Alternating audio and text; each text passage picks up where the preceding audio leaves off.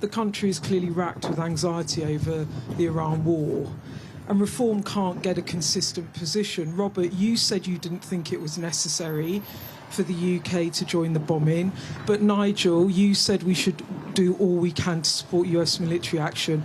Richard Tice said Reform would use the RAF to bomb Iran, and Andrew Jenkins says don't rule anything out. Keeping British people safe and secure is any government's #1 priority. But if you can't even agree a position amongst the leadership, how do you expect people to trust your national security? Well, I tell you what, given that we can't even send a Royal Naval vessel to defend British sovereign territory and an RAF base, we certainly don't have the capability to offer anything of any value to the Americans or the Israelis. So defending the base, recognising the catastrophe that is now the Royal Navy, and by the way, President Macron is really, frankly, showing the humiliating state that we've sunk to today with his very decisive actions and his intention to help clear the Straits of Hormuz. And the other point is protecting British citizens. I think so far the government have hired one charter plane, and even that broke down and was 24 hours late. So yes, we should never, ever, ever have said no to the Americans using the bases, particularly Diego Garcia.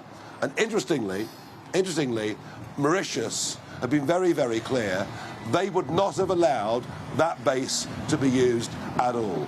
So there are differing opinions as to whether we should physically join the attacks. I, as leader, am saying to you, if we can't even defend Cyprus, let's not get ourselves involved in another foreign war. My question then is, what is Reform's position? Because you two have said... I've just told you what the position is. We cannot get involved directly in another foreign war. We don't have a navy. We can't even defend our own military base in Cyprus. And just secondly, and thank you for answering that so comprehensively, you're pledging to cut fuel duty and pressing the government to do so, but you also pledged, or some of your candidates did, to cut council tax when they were trying to win elections at local level, and that's gone up. So how can anyone trust anything you say? Wrong.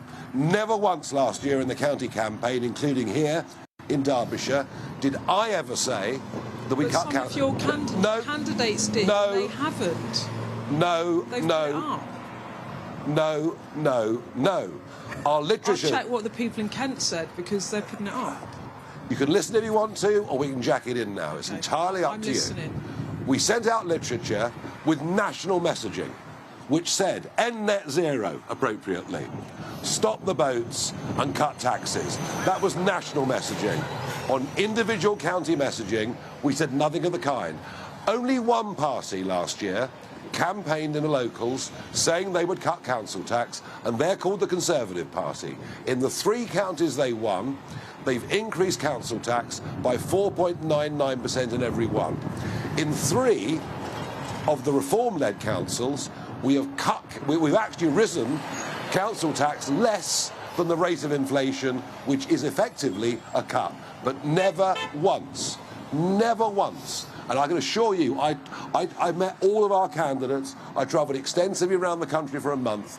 Never once did we promise we'd cut council tax. What we said is we'd cut expenditure, and we've made at least £300 million of savings already, and that is why our council tax rises are lower than the other parties. Thank you. Okay. Yep.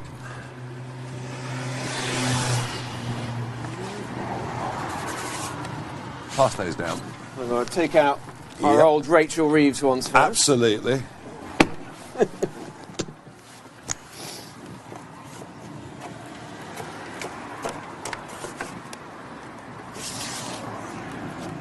we go.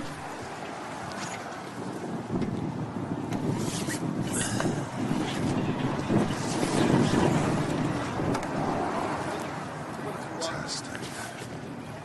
Thank you.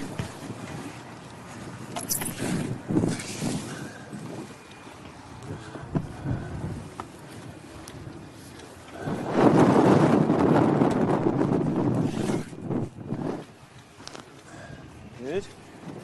And there we have it. Well done. The reform rate. Job well done.